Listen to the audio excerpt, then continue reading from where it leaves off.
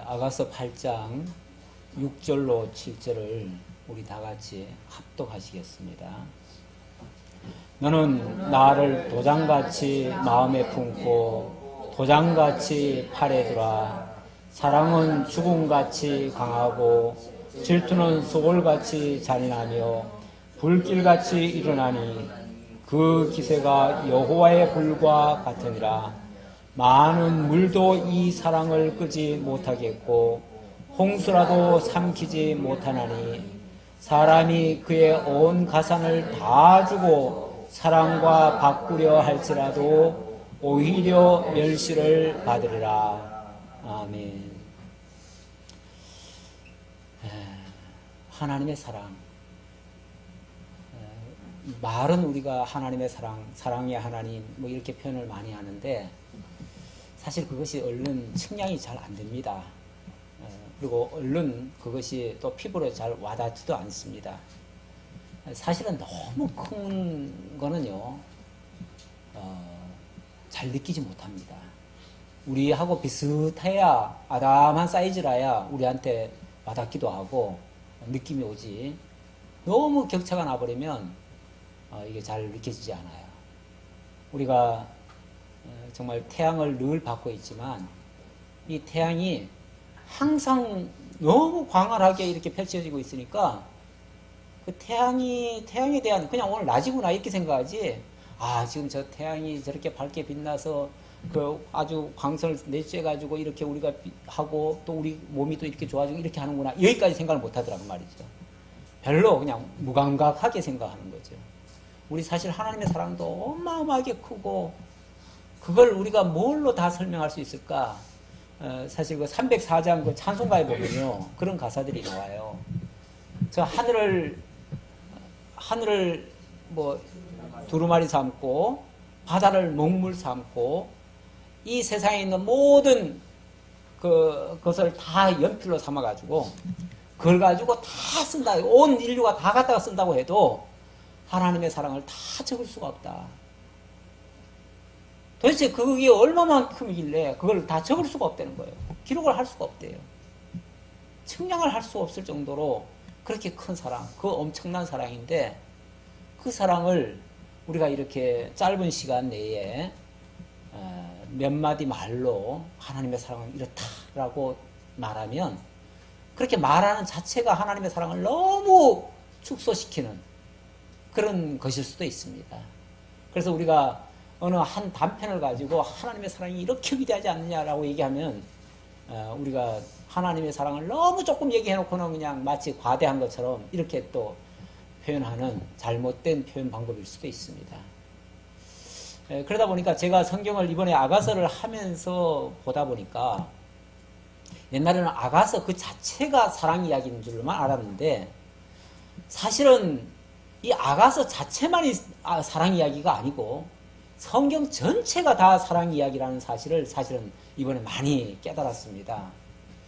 제가 특히 이제 이 아가서의 주인공이 러버와 빌러비드다. 제가 이번에 이제 칼럼도 일부러 그렇게 썼는데 어떤 면에서 제가 칼럼이 제가 지금까지 말한 것을 종합한 제 표현일 수도 있어요. 이 러버와 빌러비드, 그 아가서 본문에는 누구 이름이 사실은 딱 나온 게 아니고요. 물론 술람미라는 이름은 나왔지만 술람미도 정확하게 말하면 이름이 아니에요. 우리가 본문에서 확인했듯이 술람댁이라는 거예요. 수넴 지역에 사는 수넴댁. 수넴댁이니까 이름이 없잖아요. 물론 뭐 역사적 고증까지 거치면은 거기에 수넴 여인 아비삭이다 이렇게 우리는 추정하는 거지. 그거는 정확한 본문에 이름이 없으니까 사실은 이름 없는 사랑을 입은 자, 빌러비드라는 거죠. 러버는 사랑하는 자고 빌러비드는 사랑을 입은 자인데 결국은 아가서 전체는 사랑하는 자와 사랑을 입은 자 간에 아름다운 사랑 이야기였다는 거죠. 그럼 결과적으로는 러버와 빌러비드의 이야기로 가득 차 있는 내용이고, 이거는 좀 한 곳에다가 모아놨으니까 마치 엑기스처럼 이렇게 이제 사랑의 어떤 진면목이 거기서 좀 더 진하게 우러나온 건 사실이지만 사실은 이건 아가서에서만 그렇게 나온 게 아니고 성경 전체가 사랑하는 자와 사랑을 입은 자 간에 그런 이야기로 가득 차 있더라는 거죠. 그래서 저는 이 아가서만을 그냥 본 게 아니고 아가서를 통해서 성경 전체를 좀 본 겁니다. 사실은 성경 전체를 보니까 실제로 성경 속에 보니까 하나님은 우리를 사랑하셨다, 하나님은 사랑이시다, 하나님은 뭐 사랑하는 자다, 하나님은 우리의 신랑이다, 하나님은 남편이다, 뭐 자관 사랑에 대한 모든 표현들을 다 하고 계셔요. 그런가 하면은 또 반대로 하나님의 택한 백성들을 향해서는 하나님의 사랑을 입은 자다. 진짜 하나님의 사랑을 입은 자라는 표현이 있는가 해서 찾아보니까 진짜 있더라니까요. 하나님의 사랑을 입은 자라고 표현이 돼 있어요. 아주 구체적으로. 뿐만 아니라 내가 너를 사랑했는데 뭐 이러면서 자꾸 표현들이, 그러니까 그런 의미적으로 하나님의 사랑을 입은 자, 하나님의 성도들은 곧 하나님의 사랑을 입은 자고 그 사랑을 얼마나 하나님이 사랑하셨는지, 뭐 에스겔 같은 데 보면은 그 젖먹이 아기 때에 벌거숭이를 데려다가 그걸 가지고 씻기고 뭐 입히고 해가지고 정말 곱게 키워가지고 왕후의 자리 가지고 올렸다. 얼마나 사랑하셨으면 그렇게 하셨다는 거죠. 이런 식으로까지 표현하고 자관 성경 전체 속에 하나님의 사랑이 구구절절히 녹아져 있어요. 그러니까 이거는 단순한 아가서만의 이야기가 아니고 성경 전체 이야기를 함축적으로 압축을 해가지고 사랑의 엑기스만 뽑아다가 이 아가서에다가 농축을 시켜놨더라. 이 집합을 시켜놨더라.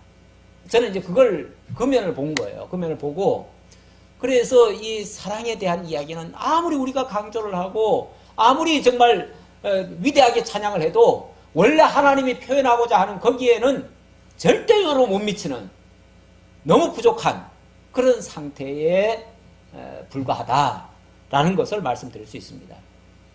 이렇게 하나님이 우리를 사랑하셨다는 사실은요, 성경 전체에 대해서 다 열거하고 있는데, 그렇다 보면은 결국 제가 지금 아가서 본문 해석은 여기 제1막에서부터 5막까지 해가지고 전체 구도를 좀 보자면요, 이거는 언약 성취사적 해석에서 좀 제1막부터 해가지고 5막까지 쭉 이제 열거를 해보면은 제1막에서는 사랑의 언약이 나옵니다. 언약.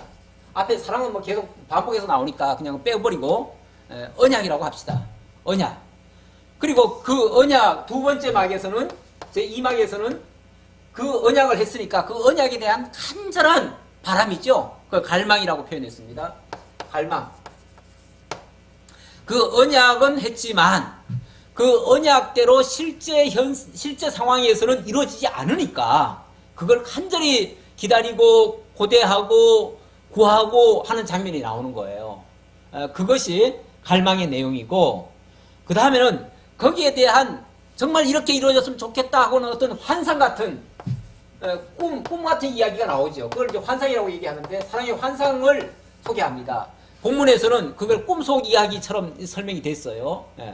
그 환상이 나옵니다. 이거를 좀 신학적 의미로 얘기하자면 이거는 하나의 비전이죠. 비전인데 하나님이 보여주신 거예요. 하나님이 미래사를 이렇게 쫙 펼쳐 보여주신 거예요. 이렇게 해주시겠다라고 하는 결국 구체적인 약속을 다시 한번 일깨워주는. 그러니까 처음에 언약을 하셨지만 그 언약이 실제로 어떻게 이루어질 것인지는 간감하잖아요. 그런데 거기에 대한 비전을 보여준 거다 그 말이죠.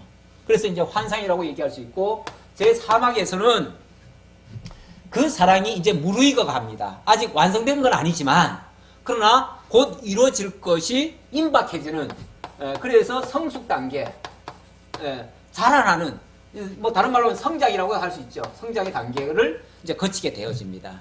그리고 마지막에 가면서는 이제 완성 단계, 사랑의 완성 단계가 제5막에서 이루어지는데요. 자, 이것이 아가서 본문에 대한 내용들입니다. 아가서 본문은 이렇게 전개가 되고 있다. 그런데 이것이 단순히 그 사랑하는 자와 사랑을 입은 자 간의 이야기로만 그쳐버리면 이건 그냥 하나의 그야말로 소설 같은 이야기, 그냥 이 세상 사람들 중에서 남녀 간에 사랑하는 그 정도의 이야기에 불과하게 돼버리죠. 그런데 이게 거기서 멈추는 게 아니고 하나님이 그런 사건을 보여주신 것은 과거, 이게 이제 계시라면 하나님께서 지금까지 있었던 모든 당신의 역사 섭리, 그 경륜을 이 사건을 통해서 조명해 주시는 거죠. 조명. 보여준다 그 말이에요. 그걸 통해서 비춰주시는 거예요. 비춰주시니까, 그래서 이것은 과거에 대한 하나님의 경륜을 조명해 주는 것이다. 그것에 빗댄 것이니까 비유적인 표현이라고도 할 수 있다. 그러나 이걸 그렇다고 해서 이건 지어낸 얘기는 아니고 분명히 실제 사건이 하나님의 역사를 보여준 거다. 그런 의미에서 조명이라고 제가 얘기를 했습니다. 그것이 1차적인 본문 해석의 1차적인 내용이 되겠어요. 그것은 과거에 대한 이스라엘 역사를 조명해 준 것이다. 그래서 어떻게 조명해 준 것인가? 이 언약이라고 하는 것은 이스라엘이라고 하는 한 나라를 하나님께서 샘플로 삼으셨는데 그 나라를 세우기 위해서 제일 먼저 언약을 하시죠. 언약을 하실 때에 아브라함이라는 사람을 불러다가 그 아브라함에게 생육 번성하라, 땅을 정복하라, 다스리라고 하는 나라를 약속해 줍니다. 나라를 약속해 주고, 그리고 나중에는 아브라함이 그 하나님을 믿으니 그를 의롭게 여기신다고 하는 의에 대한 약속을 해줘요. 다시 말하면 나라와 의에 대한 약속을 해주시는 거예요. 그것이 아브라함을 통한 언약이라고 말씀드릴 수 있습니다. 자, 그러니까 아브라함 언약이죠. 아브라함에 대한 언약. 자, 아브라함에 대한 아브라함을 통한이죠. 아브라함을 통한 이스라엘 나라 언약, 이렇게 말씀드릴 수 있죠. 이렇게 말씀드릴 수 있고, 그렇게 해놓고 나서 하나님이 그 아브라함에게 이상하게 그렇게 언약을 해놓고는 뭐라고 그러냐면은 그걸 어떻게 믿을 수 있습니까? 라고 했더니, 이런 나라가 세워질 줄을 어떻게 알 수 있습니까? 그랬더니 하나님이 뭐라고 그러냐면은 이제부터 너희 백성들은 애굽 땅에 내려가서 400년간 종살이 할 거다, 이렇게 말씀하셔요. 그리고 400년 때가 차면은 너희를 다시 돌이켜서 약속의 땅 가나안으로 올라오게 하겠다, 이렇게 말씀하셔요. 그때는 그게 무슨 의미인지 잘 몰랐지요. 그런데 역사는 어떻게 되죠? 실제로 이스라엘 백성들이 애굽으로 들어가게 돼요. 물론 들어갈 때 처음에 동기는 기근을 피해서 들어갔다가 나중에는 정말 이스라엘이 완전히 흉년 만나가지고 도저히 살 수 없는 상황이 돼버리니까, 그래서 어쨌든 들어가지만 뭐 들어가는 거는 이유 불문하고 결과론적으로 뭐죠? 애굽에 들어가서 뭐 했어요? 400년간 원치 않는 종살이를 하게 됩니다. 그 종살이라는 게 편합니까? 고달프죠. 이 고달픈 상황에서는요, 늘 뭘 하죠? 갈망을 하죠. 어디를요? 하나님이 약속한 그곳으로 돌아가기를 갈망하는 거죠. 그러니까 이스라엘 백성들이 애굽에 내려가서 400년간 종살이 하면서 날마다 기다리는 것이 그 고국까지도 아니죠. 아직 나라가 형성이 안 됐으니까. 그러나 약속의 땅으로 돌아가기를 바라는 거죠. 간절히 바라죠. 오죽하면은 요셉 같은 경우는 자기가 죽을 때 어떻게 합니까? 자기 해골을 놔두죠. 놔두고는 반드시 우리가 그쪽으로 돌아갈 거니까 돌아갈 때 내 해골을 가지고 올라가라. 그러면서 그때까지 그 해골을 미라를 만들어 놔요. 그래가지고 그 미라가 그래서 발달한 겁니다. 미라 만들어가지고 400년 후에 가지고 올라가려고. 그렇게 애굽에 있으면서 그렇게 하죠. 이렇게 해서 그 어려운 상황, 바로 쉽게 말하면은 애굽에 들어가가지고, 입애국이라고 말할 수 있죠. 입애국에 들어가가지고 거기서 400년간 종살이 하는 거예요. 종살이 하다 보니까 고국에 대한 간절한 이제 그 갈망이 있는 거죠. 그 상황을 이렇게 이 수넴 여자가 왕궁에, 원치 않는 왕궁에 들어와 가지고 거기서 자기가 원치 않는 일을 하면서 그 신랑을 기다리면서 그 길로 돌아가고자 하는 그 열망, 그 갈망을 하는 것과 같은 내용을 그걸 조명한 거다, 그 말이죠. 자, 그리고 그 다음 단계는 어떻습니까? 그러던 이스라엘 백성들이 400년이 지나니까 드디어 출애굽을 하게 되죠. 출애굽을 합니다.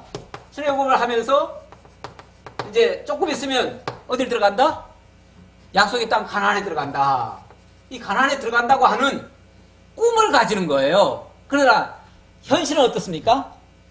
그런 기대를 가지고 광야로 나왔는데 현실은 어때요? 40년간 죽도록 고생하는 거죠. 오죽하면은 그 백성들이 뭐라고 얘기합니까? 차라리 애굽이 좋았을 걸. 우리가 죽을 자리가 없어가지고 여기까지 끌고 와가지고 우리 다 죽이느냐? 그러면서 원망, 불평, 막 고통 이런 것들이 일어나는 거죠. 다시 말하면 현실과의 그 괴리감이 있는 거예요. 예. 그 이상과 현실의 괴리감. 그게 정말 꿈 같은 걸 지금 꾸고 있는 중이에요. 다시 말하면 이상은 있는데, 그렇죠? 이상은 있는데 현실은 아닌 거예요. 이상은 너무 좋은데 가나안 땅에 가서 사는 게 얼마나 좋습니까? 꼭 아주 적과 꿀이 흐르는 땅이라고 표현을 했잖아요. 막상 가보니까 그것도 아닌데. 그러나 이상은 정말 좋은 거죠. 좋은데 현실은 이루지 못하고 오히려 광야에서 40년간 죽을 고생만 하고 그러다 보니까 맨날 어떻게 보면 당하는 거죠. 당하죠. 예, 그런 상황. 예, 가나안에 대한 그러니까 이건 광야죠. 광야. 예, 광야 생활이죠.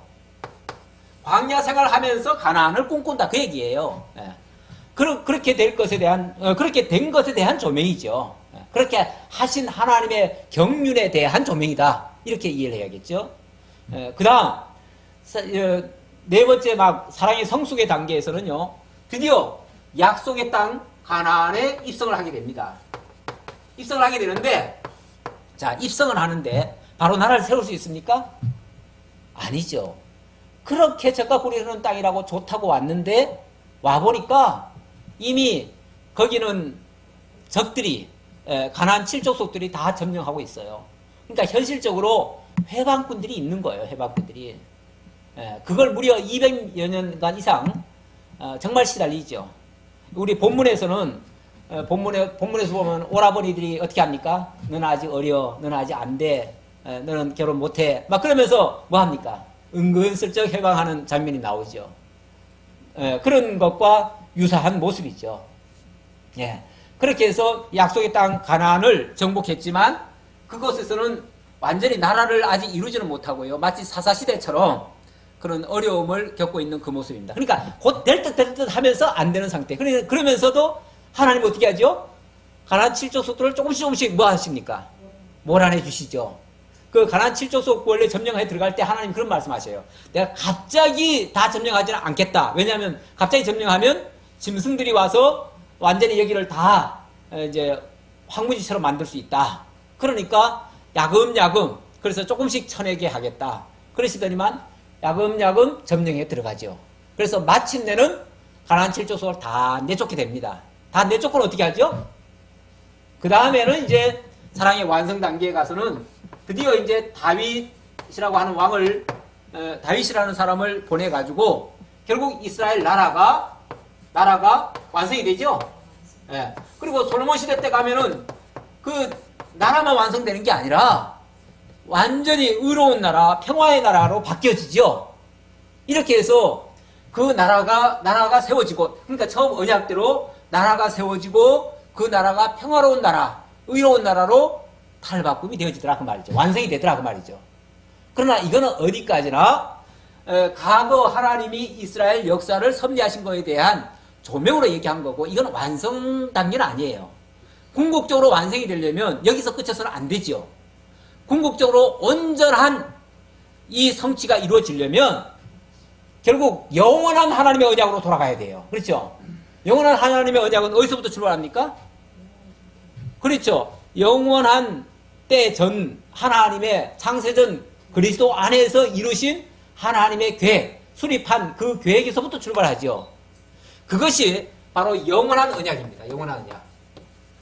영원한 하나님의 언약이고 그 언약은 하나님의 나라와 의에 대한 영원한 언약입니다. 그의 나라와 그의 의 이거에 대한 하나님의 영원한 계획인데 이것이 바로 2차적인 예언입니다. 미래 그리스도를 통한 하나님의 나라 예언이다 이렇게 말할 수 있죠. 그러니까 1차는 하나님께서 언약하시고 언약대로 이루신 이스라엘 나라에 대한 조명이고 2차적인 것은 장차 그리스도를 통해서 이루실 미래적 언약이다 그 말이죠. 이해되시죠? 네. 그렇게 해가지고 첫 번째 이 사랑의 언약은 곧 영원한 하나님의 나라와 의에 대한 언약을 예언한 것이다 라고 말씀드리고요. 그 다음 자, 그런 언약을 받은 인류가 이 땅에 드디어 역사 가운데 탄생이 되었습니다. 하나님이 첫사람 아담을 지었죠. 그런데 어떻게 됐죠? 그 아담이 범죄하고 타락하고 하나님 곁을 떠나가고 그야말로 죄악 세상에 마귀의 종로로서 하는 꼴이 되어버렸어요. 이게 원하는 것이었습니까? 원치 않지만 자고한 그런 죄악 세상 속에 들어가게 됐죠. 그것이 바로 사랑의 갈망 관계가 되는 겁니다. 다시 말하면 제2막에서 예언하고 있는 내용이다 그 말이죠. 이것은 원치 않는 타락, 인간의 타락과 그리고 타락을 했으니까 당연히 메시아를 고대해야지요. 이거 회복을 하려면 메시아가 와야 되니까. 그래서 이 타락이라고 하는 건 곧 메시아에 대한 갈망을 갖게 하는 거예요. 그래서 사랑에 대한 갈망이 이 예언을 하고 있는 거다 그 말이죠. 바로 그리스도를 갈망하는, 그리스도를 기다리는 그런 상태가 된다는 거죠. 자, 그리고 나서 이제 환상 단계로 넘어가면, 사랑의 환상 단계로 넘어가면 이제 그리스도가, 그 약속하신 그리스도가 드디어 고대하던 그리스도가 때가 되면 그리스도가 초림하시죠. 초림하셔서 하신 일이 뭡니까? 구속 사역을 하시죠. 당신의 희생을 통해서 택한 백성들을 구원해 내시고 그들을 통해서 하나님의 교회를 탄생시키죠. 탄생시키는데 거기에 기초돌이 되어지십니다. 그리스도가 기초돌이 되어지시고 그것이 이제 미래에 대한 환상, 다시 말하면 소망을 안겨다 주는 거예요. 이제 그리스도가 오셨으니까 그리스도가 오시면서 제일 먼저 하신 말씀이 뭡니까? 회개하라. 천국이 가까웠느니라. 그리고 하나님의 나라가 시작되었다. 하나님의 나라가 시작되었다. 하나님의 나라는 바로 이때부터 시작된 겁니다. 사실은. 이때부터 이 영원한 언약이 그리스도 초림으로부터 이제 시작이 되어진다 그 말이에요. 그러나 이것은 어디까지나 환상에 불과한 겁니다. 실제 하나님의 나라가 완성된 건 아니에요. 그러다 보니까 그리스도가 죽음에 이르게 되고 그로 말미암아 탄생한 교회가 완전히 뭐라고 합니까? 그 어려운 극한 상황에 빠져들게 되죠. 그래서 교회는 이 땅에 있으면서 엄청난 핍박과 고통을 받게 되어지는 것입니다. 이제 그런 상황으로 치닫게 되어지는 것이 이제 환상의 모습이고요. 그 다음에 사랑의 성숙의 내용은요. 이 작은 겨자씨 하나만한 이 교회가 이제 30배, 60배, 100배로 자라나게 되는데 어떻게 해서 자라나게 되느냐면은 성령이 오심으로부터 출발합니다. 예수님이 그러죠. 내가 가면 너에게 보혜사 성령을 보내주겠다. 그 성령이 오시면 땅끝까지 이르러 내 증인이 되리라. 이렇게 말씀하시죠. 그러더니 그 복음이 땅끝까지 전파되기 시작합니다. 이게 이제 교회 확장이라고도 말씀드릴 수 있고 땅끝까지 복음이 전파되어지는 그런 내용이라고도 할 수 있습니다. 자, 그리고 마지막에 가면 이제 그리스도가 약속하신 그리스도, 이 교회의 신랑 되시는 예수 그리스도가 다시 재림을 하게 될 겁니다. 이거는 미래사입니다. 아직 우리가 경험하지 못한, 지금까지 이거는 다 경험한 겁니다. 앞에 이미 다 이루어진 것들입니다. 그러나 이것은 정말 마지막 때에 이루어질 거기 때문에 예수님의 재림, 이제 남은 거는 예수님의 재림입니다. 예수님 재림 하시게 되어지면 그리스도가 오셔서 하시는 일이 뭐냐면 이 세상의 모든 악의 권세를 다 가두시고 그리고 천년왕국을 완성하시죠. 그리고 그 천년왕국 천년이 차면은 이제 영원한 백보자 심판을 거쳐서 영원한 천국으로 완성을 하십니다.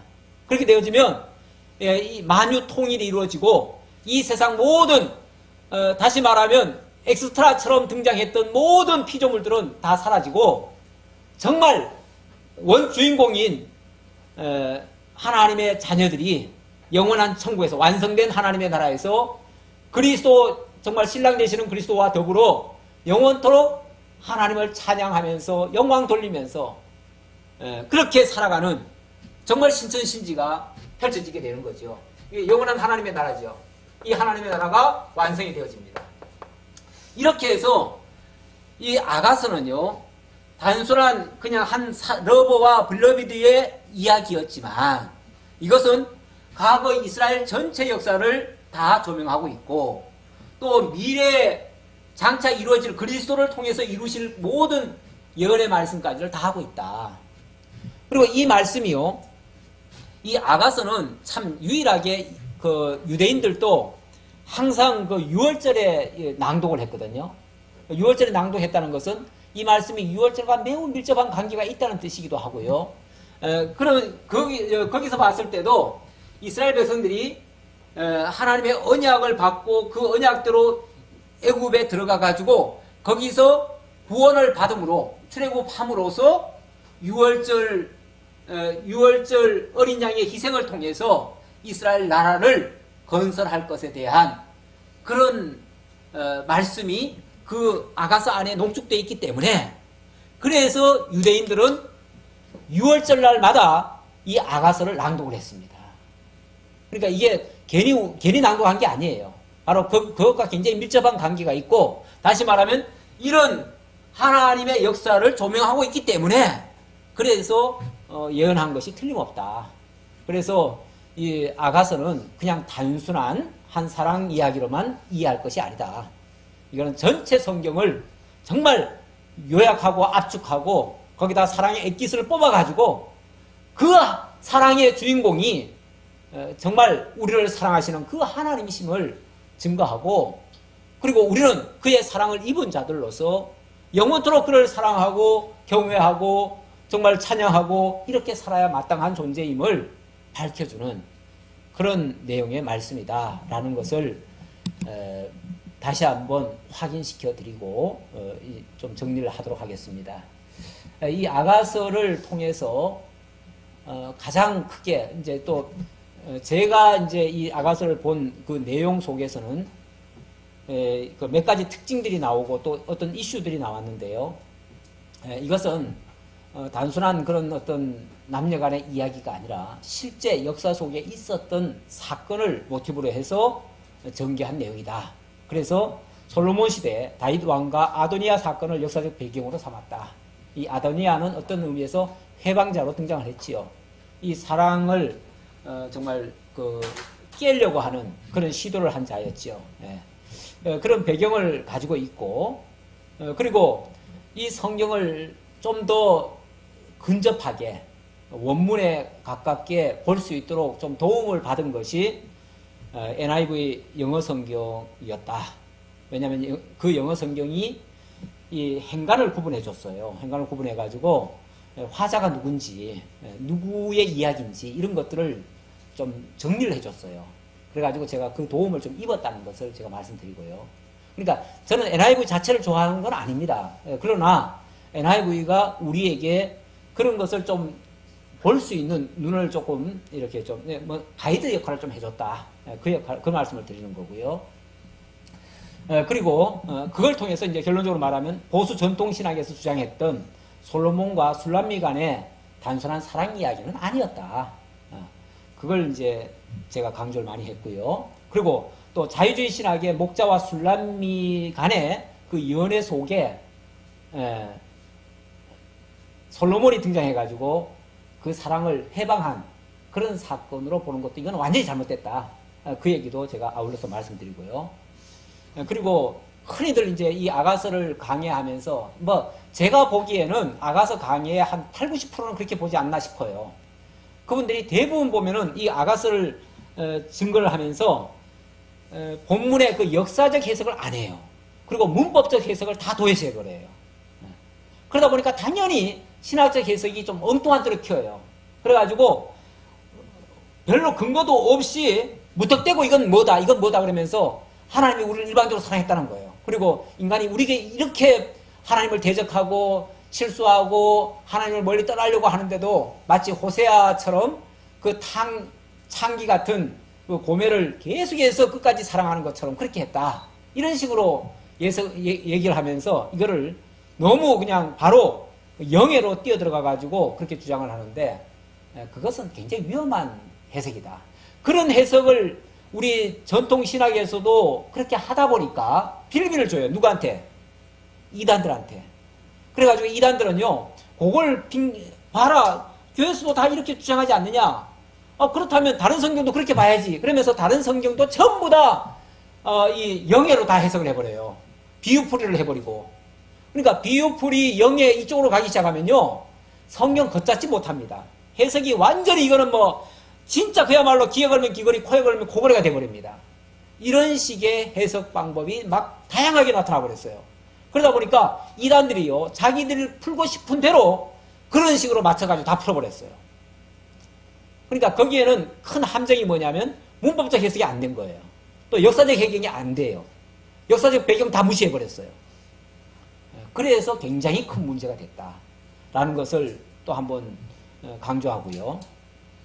그리고 이 시가서 자체가요, 시가서 자체가 전부 그렇습니다. 욥기부터 시작해가지고요, 아가서까지가 사실은 1차적으로는요, 과거 이스라엘 역사를 조명하고 있어요. 그리고 반드시 미래의 그리스도를 통해서 이루실 하나님의 나라와 그 의에 대한 또 약속을, 언약을 하고 있어요. 그래서 이걸 이중적 예언이라고도 표현을 해요. 신학적으로는. 그 이중적 예언을 시가서는 하고 있어요. 그러니까 시가서 그 자체는 굉장히 시문학적 방법으로 기록을 해놨기 때문에 약간은 알쏭달쏭해요. 그러니까 그 당시 역사적 배경을 이해하지 못하면 풀어가기가 조금 힘든 그런 상황이기도 해요. 그러나 그럴수록 더 문법적으로 어떻게 되어 있는가, 또 역사적인 어떤 배경이 있는가, 그걸 찾아야 되는데 그 찾는 노력들을 안 했다 그 말이에요. 안 하다 보니까 이게 결국은 제대로 된 해석이 안 됐었다. 이게 지금까지의 이 아가서를 보는, 아가서뿐만 아니라 모든 시가서를 보는 잘못된 해석 방법이었다. 그래서 이 아가서도 사실은 신학계에서는요, 아가서도 힘들다고 하지만 사실 그 잠언서나요, 시편 같은 거는요, 거의 해석 불가입니다. 해석 불가. 진짜 해석 불가예요. 더군다나 시편 같은 경우는요, 우리는 그 정말 처음부터 끝까지 하나의 일관된 논리로 통일성 있는 그런 말씀으로 우리가 설명을 하고 있지만은 엄두도 못 냅니다. 엄두도 못 내고 다 제각각으로 봅니다. 제각각. 그리고 잠언은 완전히 이거는 그냥 하나의 지혜로운 말씀들 모음집 정도로 생각하고, 지혜로운 말씀 모음집이니까 옛날에 보면은 샘터 같은 책자에 있었죠? 샘터에 보면은 그 좋은 말씀 기록되어 있잖아요. 그 유명인들의 말. 그런 것 정도로 본다니까요. 네. 믿음의 조상들 중에서 정말 좋은 말 써놓은 거 그런 것들만 골라가지고 갖다 모아놓은 책, 그렇게 봐버려요. 그러니까 이거는 완전히 성경이 아니죠. 하나님 계시가 아니죠. 계시의 말씀이라고 했을 때, 또 하나님의 말씀이라고 했을 때는요, 반드시 이스라엘 역사가 조명이 돼야 되고요. 그러니까 그것이 밑바탕이 깔려 있어야 된다 그 말이죠. 그리고 그것은 반드시 미래에 하나님이 하실 계획이 담겨져 있어야 돼요. 그게 예언이죠. 그러니까 이 예언과 조명이 없는 것은 성경이 될 자격이 없습니다. 계시의 조건에 안 맞춰져요. 계시가 아니에요. 그러니까 계시라고 하는 것은 반드시 미래사도 보여줘야 되고 과거사도 드러나야 돼요. 근데 역사서 같은 경우는 요 문학적인 요 부분이 빠지고 바로 역사, 과거가 그대로 조명되잖아요. 그대로 조명되면서 미래를 예언하죠. 그러니까 그거는 좀 단순하죠. 그거는 바로 보여주고 바로 얘기하는 거니까 그거는 이해가 빠른데, 이거는 시가서들은 이걸 시문학적 방법으로 이렇게 표현을 달리 하다 보니까 그게 이제 쉽지 않더라 그 말이죠. 쉽지 않지만, 그러나 거기에 역사적 배경과 이 문법적 그 해석만 바르게 살펴보면 오히려 이거야말로 하나님의 그 정말 표현하기 어려운 그 무궁무진한 그런 하나님의 속성들을 깊이 있게, 정말 그 길이와 깊이가 정말 무한하게 이렇게 설명하고 있는 것이다 라는 말씀까지를 드리도록 하겠습니다. 여기까지 말씀드리고 이제 여러분들에게 이제 바톤을 넘겨가지고 여러분들은 어떻게 이 아가서를 그동안 받고 듣고 또 어떻게 이해하셨는지 말씀하시든지, 아니면은 그동안 강론 중에 이 부분은 도저히 나는 이해가 잘 안 된다 라고 하는 부분 있으면 좀 질문해 주시고, 그리고 이 말씀이 나는 어떻게 변화시키고 정말 우리의 삶 또는 우리 신앙생활은 어떻게 하는데 내가 앞으로 좀 적용해야 되겠다라고 하는, 이건 하나의 의지 결단이죠. 우리 말씀을 받게 되어지면요, 내가 억지로 하라는 게 아니라, 억지로 하면 그것도 인위적이 되는데, 하나님의 말씀을 깨닫게 되어지면 그 말씀이 나로 하여금 깨달아지고 또 그렇게 또 살고 싶은 충동이 일어나잖아요. 예, 그런 것을 나는 어떻게 결심을 하게 됐는지, 이런 부분들을 좀 말씀해 주시고, 마지막에는 이제 이 아가서에서 가장 좋았던 점과, 또 아니면은 정말 이 강론 중에서 이런 부분을 좀 고쳤으면 좋겠다, 그래야 다음을 위해서 좀 발전적이겠다라고 지적해야 될 부분이 있으면 지적을 해주시면 참고하도록 하겠습니다. 네, 지금부터는 여러분들에게 기회를 드리겠습니다.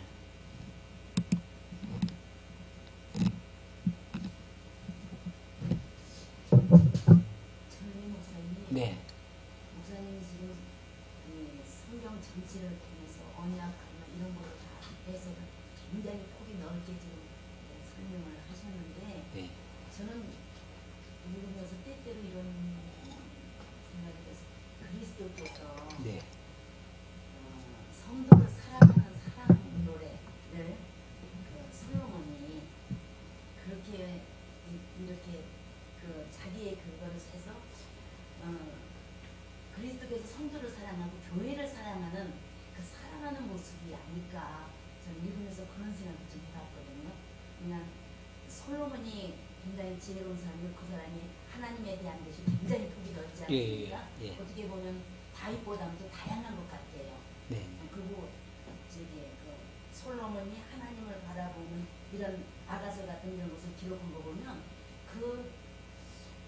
솔로몬의 안에 하나님을 알고 있는 그게 엄청 큰 것 같고 넓은 것 같고, 그런데 그거를 그리스도의 사랑을, 그리스도께서 교회를 사랑하는 것, 그리스도께서 교회 안에 있는, 교회 이제 전체적인 것지만 한 사람 한 사람을 사랑하는 그런 모습을 표현하는 것 같기도 하다라는 걸 생각하면서 읽은 적이 있습니다. 예, 그걸 제가 똑같은 얘기인데요. 제가 지금까지 그 얘기를 한 건데, 다만 이제 권사님은 그리스도와 교회와의 그 관계, 그것만을 이제 강조한 것이 아니겠느냐라고 했고, 저는 이제 이것이 영원한 하나님의 언약부터 시작해가지고 그리스도의 완성까지를 더 넣은 것 뿐이에요. 더 넣은 것 뿐인데, 이제 권사님처럼 보시면은 요거를 이제 아가서가 이게 짧으니까 이렇게 짧게 그리스도와 교회와의 관계로만 이제 설명을 하겠다, 이제 그 얘기고, 나는 그것이 근원이 있고 뿌리가 있고 그것도 결말까지 이루어지는 걸로 이렇게 좀 더 저는 더 확대했을 뿐이에요. 근데 제가 이제 이거를 목사님들 설명하시고 예. 이렇게 집에 가서 보면 예수님께서 우리를 사랑하신 게 이거구나. 그래, 맞아요. 예. 그리고 그리스도께서 거기 보면 여인들도 나오고 이렇게 많이 나오는 것도 있는데, 그건 전체적인 교회에 대한 예수님의 그 사랑이 이렇게 표현을 했구나. 근데 그게 이제 제가 이제 왜 아까 그 표현을 했냐면, 왜 문법을 자꾸 도외시하냐, 또 역사를 왜 도외시하냐, 이제 이 말을 했는데, 이제 일반적인 해석이 다 그렇게 합니다, 실제로. 다 그리스도와 교회와의 관계를 얘기해요. 얘기하는데 문법과는 안 맞추더라 그 말이죠. 문법과 안 맞추니까 그리스도와 교회와의 사랑 관계는 맞는데 문법에서 그게 이탈이 되어지니까 거기서 이제 좀 문제가 되어지고, 또 역사를 자꾸 무시하고 이제 얘기를 하니까 너무 좁게만 생각하더라 그 말이에요. 너무 좁게만. 틀리다는 얘기는 아니고 범위가 너무 좁다 그 말이에요. 그런데 분명히 거기에는 사랑하면 계속 사랑하는 얘기만 있어야 되는데 그게 아니고 굉장한 갈등이 또 많잖아요. 현실적으로 이루어지지 않는 부분도 많고요.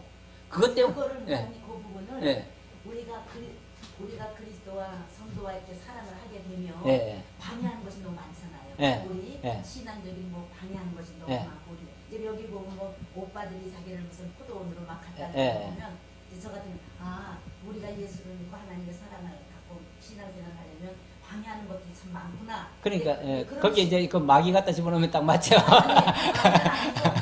내가 예수를 믿으려면 이제 그 방해하는 것들이 삶 속에 방해하는 게 많지, 신앙생활 하려면. 아마 이런 것들이 아마 이렇게 읽으라면 편하지 않았을까, 저는 가끔 읽으면서 그런 것도 좀 느꼈어요. 아니, 맞아요. 방해 세력 맞아요. 예, 예. 예. 오라버니가 처음에도 괴롭혔고 예, 예, 예. 마지막 끝에도 괴롭혀요. 예, 예. 우리가 예수를 믿으려면 예. 신앙생활 해가려면 이런 방해꾼들이 있어서 예. 좀 어려움을 당하면서 그래도 나중에 끝까지 예수님을 만나서 서로 사랑하게 되는 그런 과정이구나. 근데 이제 목사님은 굉장히 넓은 어미 그리고 예. 문법적인 것 이렇게 해서 예. 참 어렵다 좀 이러고 오는데 이렇게 가까이서 막 이렇게 보면 참 은혜가 되더라고요. 예. 이거 보면 아 주님이 나를 이렇게 사랑했고 사다 보고 이렇게 보냈구나 그런 게 느껴져서 말씀드렸습니다. 네네.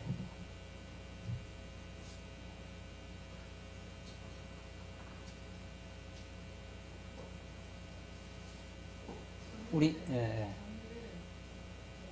여태까지 권사님이 얘기하신 것처럼 알아서 봤는데 성경이 정말 이렇게 입체적이고 그리고 뭔가 이거 단편적인 건데 제가 오후 시간에 커피를 안 먹으면 좋은데 성령님께서 이 말씀을 듣게 하시고 여기에 내가 성황교에 앉아있는 어떤 근본적인 것까지도 아가서가 다루고 있는 거구나. 좀 입체적이고 정말 아까 목사님 얘기하시는 대로 정말 성도의 사랑 그런 게 정말 내가 너무 지역적으로 그걸 생각을 했었구나. 그냥 내가 이 성황교회 아침에 오게 되면 오는 거고 아닌 거구나 이런 게 아니라 이 신앙이라는 게 그런 나의 의지가 아니라 그러니까 예정되어 있다라는 그런 그러니까 전체적인 그런 거를 좀 잊자고 하는 거지만 목사님이 여태까지 왜 이렇게 집에 늦게 가실까 이렇게 생각했었는데 이번 아가서를 딱 들으면서는 늦게 갈 만하시다. 그리고 이게 아가서를 듣는 중간중간에 방해 요소도 많았어요. 이 NIV. NIV 이 성경을 하신 분이 약간 동성애 옹호하시는 분 그런 쪽으로 쓰시는 사람이 많아서 혹시 저건 아니지 않을까 이런 감각도 했었고 그런데 요 모양 저 모양으로 막 생각을 해봐도 빠져나갈 데가 없는 것 같다는 생각이 들었고 그리고 목사님이 얘기하신 대로 정말 역사적 내용도 그렇게 얘기하신 거 있잖아요. 네. 문법적, 역사적, 신학적 해서 이 해석이 정말 맞구나. 근데 빠져나올 수가 없어요. 제가 아무리 이건 진짜 아니지 않을까? 이건 너무 어거지야. 왜 목사님 눈에만 이 오페라 형식이라는 게 왜 목사님 형식에서 보였을까 하고 방금 목사님 얘기하신 것처럼 구약 시대 그러니까 이스라엘 사람들이 6월절에 했을 때 처음에 목사님 다루셨던 그 내용이 아니라고 했는데 또 목사님 다르게 지금 하셨잖아요. 지금? 네. 제가 다르게 얘기했어요? 아니 그러니까 그때 그 사람 그게 아니라고 처음에는 얘기하셨. 그 사람들이 네. 6월절에 하는 그런 양식들을 처음에 정리해 주셨어요. 그래요? 몰랐나? 지금 또 아닌데 그게 실타래가 되어서 이게 목사님이 이게 발전된 건 아닐까 이런 생각이 들면서 그러니까 그게 실타래 됐어요. 네네. 너무 불평하고 네. 이게 그러니까 제가 이 말씀이 지금 아가서 지금 목사님 제가 앞뒤가 구조가 안 되는데 저는 그냥 결론적으로만 얘기하면은 정말 기립박수를 치고 싶거든요. 근데 여기 보면은 이 6절에 나오는 정말 도장같이 예. 이런 말씀 이런 게 정말 이런 사랑이 나를 위한 사랑이라는 거를 깨닫게 됐고요. 네. 그리고 여태까지는 간봤던 게 많았거든요. 이렇게 설마 나 같은 사람을 이렇게 그냥 내가 잘하면은 그러니까 물론 하나님의 전적인 그런 거라는 건 지적으로는 아는데 그거를 정말 지정의로 딱 느끼지 못했었는데 이 말씀을 딱 듣고 나서는 정말 어떤 힘 같은 게 생기고 그리고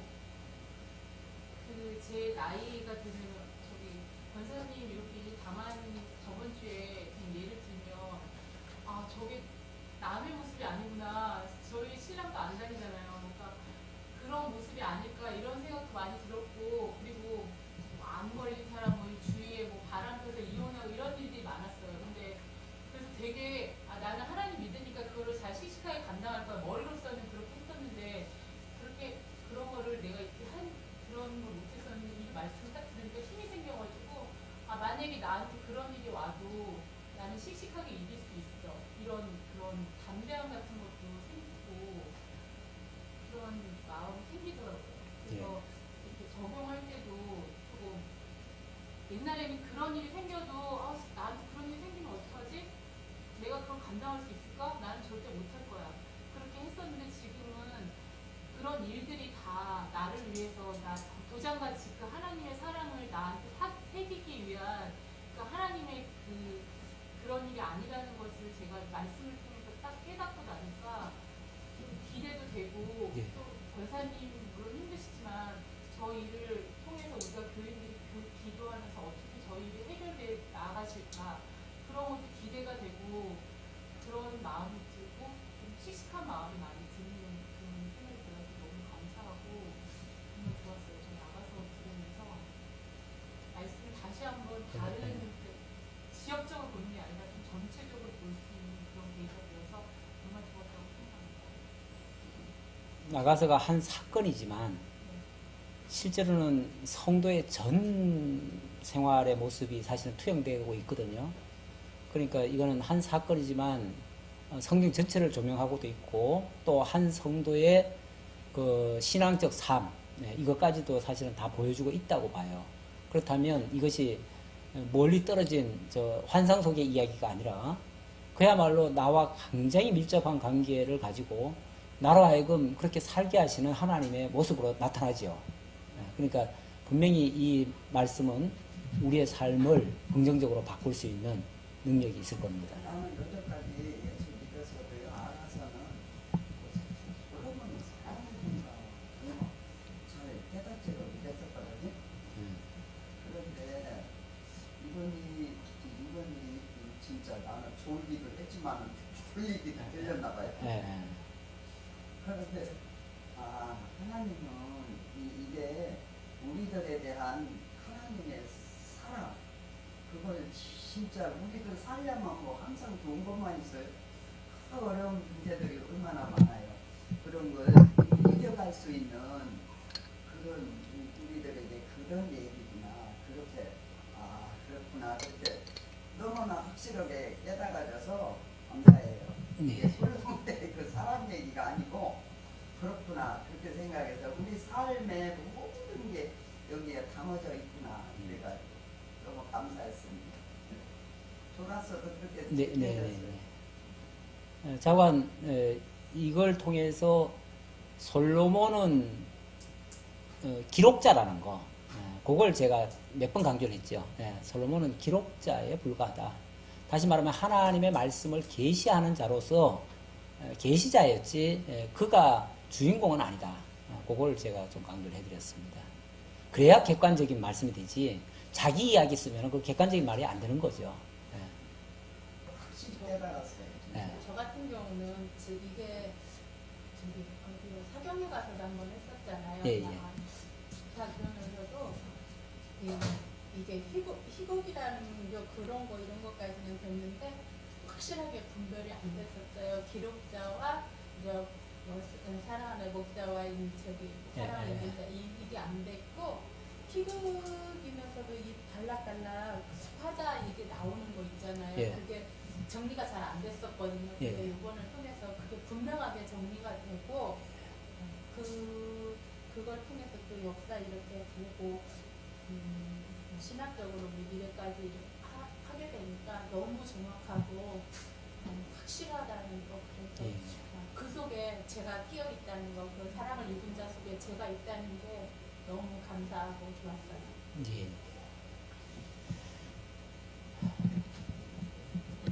아가서를 너무 재밌게 끝내주셔서 감사합니다. 감사합니다. 네, 빨리 끝내라 그 얘기죠.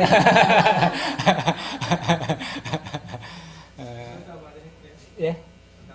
예.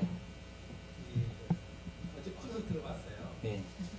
약간 수준이 낮다고 그러고 미니 콘서트인데 괜찮은 콘서트예요. 교수가 사회를 보고 하는데 가곡을 했어요. 우리나라 가곡인데 공심처럼 처음에 시작하면서 질문 나왔더라고요.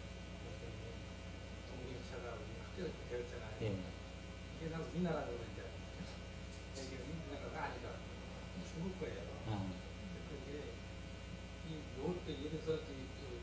음악도 우리나라 가곡이나 이런 것도 학교 다닐 때 배우는 것도 예, 예. 우리 게 아닌 게 있어요. 예, 예. 열 곡을 어떻게 했는데 예. 그게 보니까 이 해석이 너무 중요해.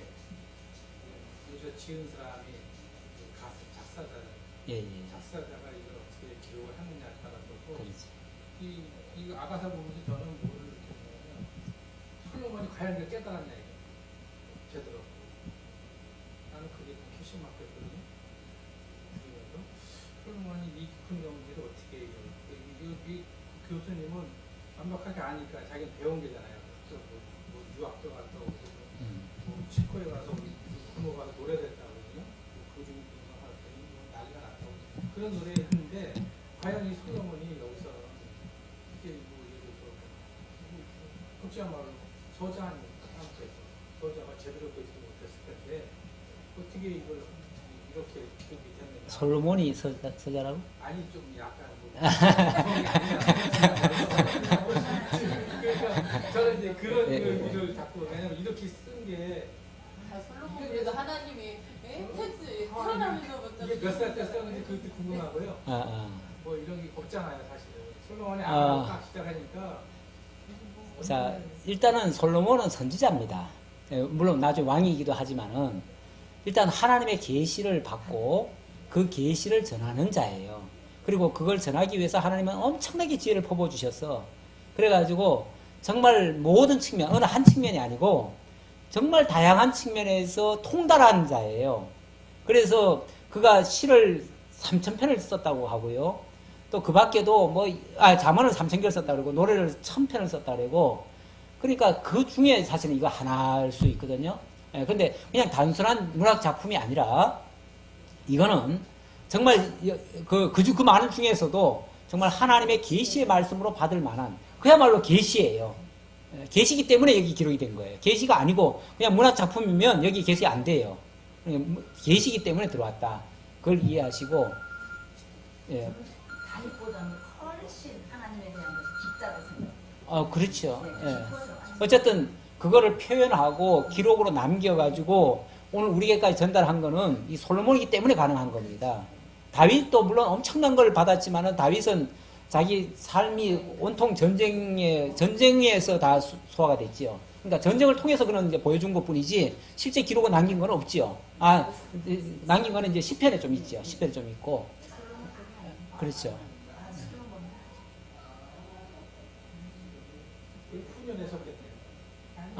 초년에 썼다고 봐야죠. 사랑의 절정이 있을 때, 자기도 사랑의 감각이 굉장히 필이 충만할 때. 그러니까 자기가 왜 그 말 하잖아요. 뭐 비빈이 몇 명이고 60이고 뭐 그럴 때. 아니 원래는 1,000명이라고 그러죠. 우리 성경에서는 1,000명이라고 그러는데 이때에 자기가 뭐 아내가 뭐 60명이고 또 그러니까 뭐 많지 않죠. 한 160명인가 뭐 그렇게밖에 안 됐을 때예요. 그러니까 1,000명 될 때까지 따지면은 아직 한참 젊을 때란 얘기죠. 그건 추정입니다. 추정인데 어쨌든 그렇게 추정을 합니다. 그리고 사랑해라고 하는 것도요. 자기에게 사랑의 감정이 있을 때 사랑에 대해서 좀 이해를 잘하지. 그렇지 않을 때는 잘 몰라요. 그것도. 그렇기 때문에 이때는 솔로몬의 젊은 시절이다 이렇게 볼 수 있습니다. 그러면서도 한편으로는 내면에 보면은 사실 굉장히 부러워하는 사랑이에요. 자기 사랑이 아니에요. 자기는 그런 사랑 못해요. 그러니까 야 이게 진짜 사랑 아니냐. 나의 사랑은 정말 무력으로 점령한 이건 그야말로 이건 거짓된 사랑인데 껍데기만 데리고 사는 사랑인데 이 사랑은 진짜 사랑이다. 이 사랑이야말로 하나님의 사랑과 같다. 이렇게 표현한 거죠.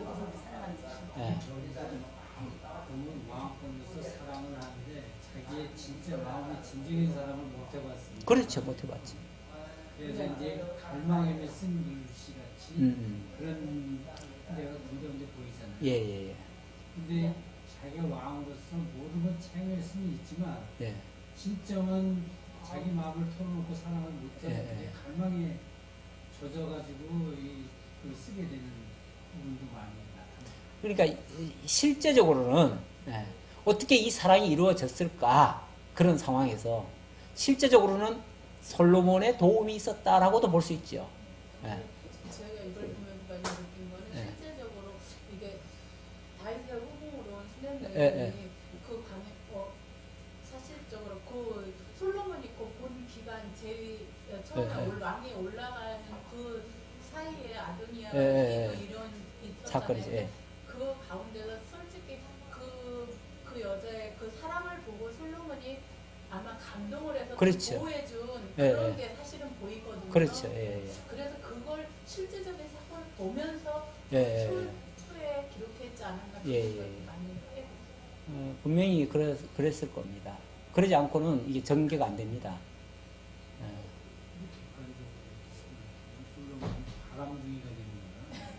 아니 뭐 자기가 취한 게 아니니까. 아니 근데 솔로몬이 이제 본인이 모든 여자를 천사공양을 했던 게. 그런데 이제 그래도 솔로몬이 처음에는요. 바람둥이가 되는 거니까. 솔로몬이 처음에는 하나님의 사랑을 굉장히 깊게 받은 거잖아요.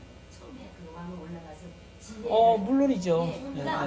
근데 솔로몬이 원래 솔로몬의 그 본명이 뭐냐면 여디디아예요. 여디디아란 말이 하나님의 사랑을 입은 자라는 뜻이에요. 그러니까 솔로몬이 하나님의 사랑을 깊이 받고 깨닫고 느끼는 속에서 여러 가지 일을 통해서 이 아가서를 썼다고 저는 생각하거든요. 그렇죠. 그러니까 솔로몬이 그런 거 없이는 기록할 수 없는 그렇지. 내용 같아요. 내용 자체가 너무 깊고 우리가 그냥 봐서는 알 수 없잖아요. 근데 목사님이 이런 쪽으로 이렇게 설명을 해 가시다 보니까 그러면서 이제 읽다 보니까 우리 현재 우리로서는 그리스도께서 나를 사랑하신. 네, 맞습니다. 틀림없습니다. 막 이게 막 느껴지니까. 예. 솔로몬은 그냥 그때 당시에 그냥 하나님의 사랑을 자기가 입고 거기서 기록했지만 현재 우리들은 이걸 보면 실제로 느껴지는 거죠. 하나님, 예수님이 우리를 그렇게 사랑하는 거예요. 그런데 왜 제가 이 범위를 이렇게 영원한 언약에서부터 그리스도 하나님 나라 완성까지를 이렇게 범위를 넓혔냐면은 이렇게 사랑하게 되는 동기가 있어야 될 거 아니에요. 그런 이유가 있어야 될 거 아니에요.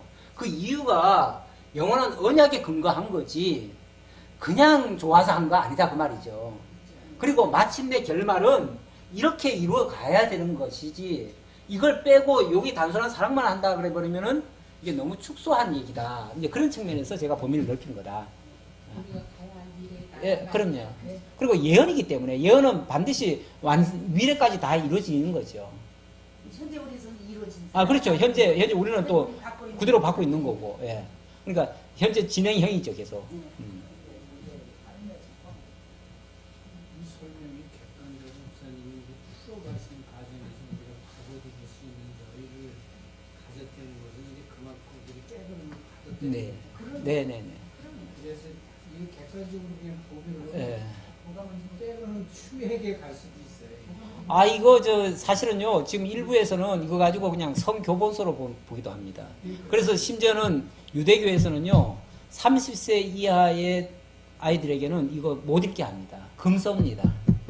30세 이하는 미성년자는 가라. 그렇게까지 이게 잘못 왜곡이 된 거죠. 쉽게 말하면 왜곡된 경우가 있습니다.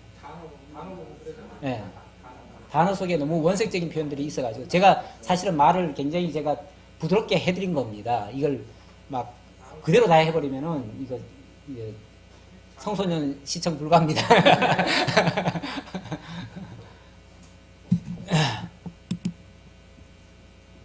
뭐 어느 정도 된 것 같은데. 노래 끝나면요 저기 해야 돼요. 박수 치는데 있더라고. 노래 저기 박수는 쳐주는 분들.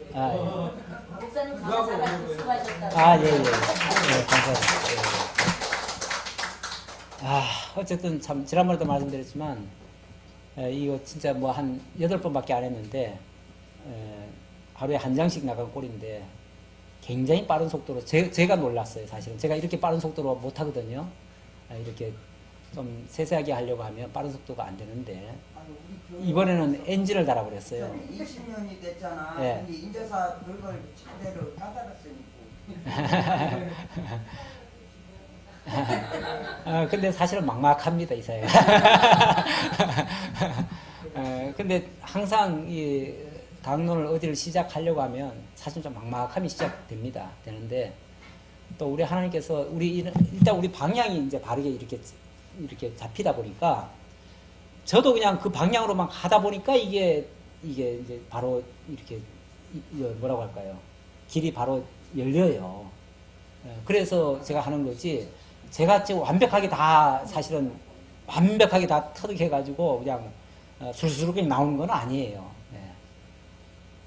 항상 새로운 성경을 다시 접할 때는 그야말로 다시 시작하는 겁니다. 그리고 지금까지 제가 기존에 물론 뼈대는 있습니다만은 그 뼈대를 제가 그대로 하는 게 아니에요. 여러분들도 계속 아마 보시면서 아시겠지만 제가 좀 수정도 해가면서 하고 있습니다. 그러다 보니까 그게 좀 어려움이 좀 있습니다. 창세기도 옛날에는 예. 좀 달라요. 그냥 하던 대로만 해버리면은 쉬워요. 사실 다 해놨으니까. 제가 강해서라고 만약에 말을 한다면 제가 창세부터 계시록까지 다 써놨습니다. 이미. 제가 그거는 뭐 벌써 아마 한 5년 전, 10년 전에 거의 다 써놔버렸어요. 그런데 그 뒤에 다 수정합니다. 지금 그러니까 옛날에 있던 걸 못 써요. 지금 쓸 수가 없어요. 왜냐하면 너무 제가 그 구조부터 지금 바꾸고 이렇게 지금 다시 성경을 어떻게 보면 새로 보듯이 보는 거예요. 그래서 다시 맞는가를 확인하고 또 점검하고 전체와 이렇게 비춰보고 이런 과정을 거치다 보니까 사실은 좀 애로가 있고요. 그런지 예. 박용기 목사님은요. 예.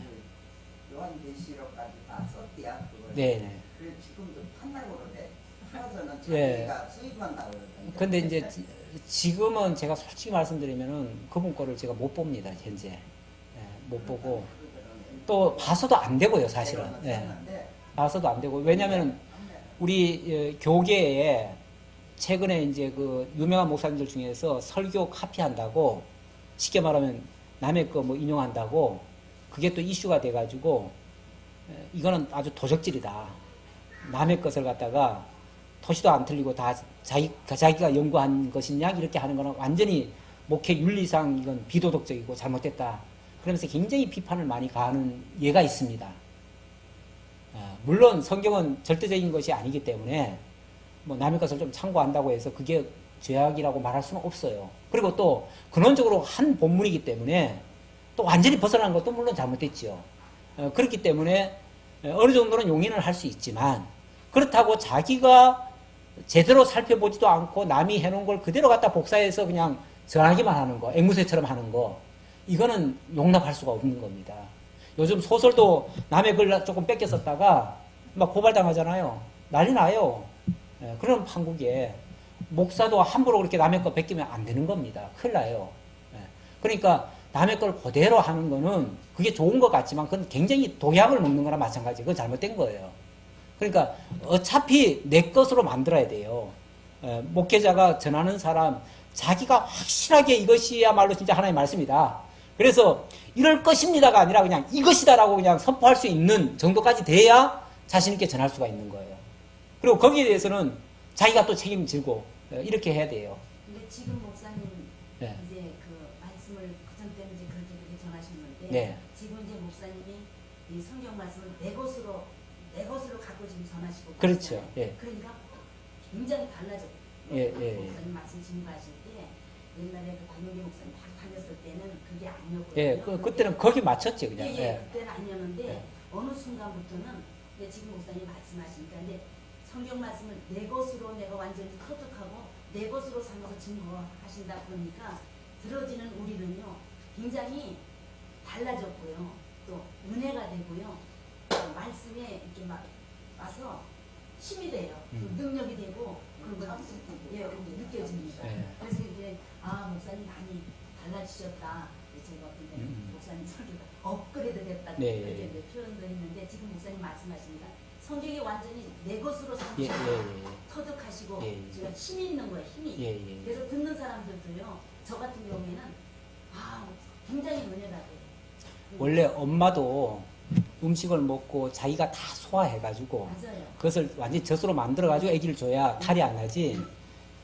설 먹어가지고 그거 그냥 내주면요. 그냥 배탈 나고 난리 나요. 예. 예. 예. 네. 기도합시다.